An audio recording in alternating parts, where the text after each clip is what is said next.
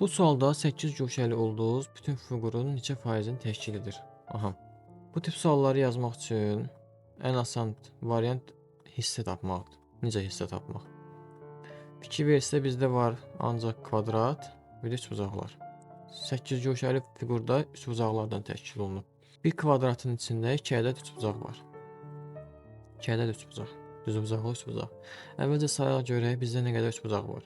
1, 2, 3, 4, 5, 6, 7, 8, 9, 10, 11, 12, 13, 14, 15, 16 üçbucaq əlimizdə var. 2 üçbucaqda bizə verirdi bir dənə kvadrat. Onda bizdə var ümumilikdə 8 kvadrat. 8 guşəli ulduz fiqurunda.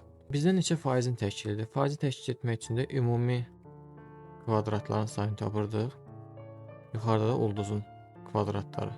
Ümumidə var bizdə 4-ün 4-ədir deyə. Aşağıda 16 kvadrat, yuxarıda isə 8 kvadrat. Bizdə elədir 8 kvadrat. 8 kvadrat bölünsün 16 kvadrat. Faiz istədiyi üçün 100%-ə vururuq. Nəticə də elədir 50%.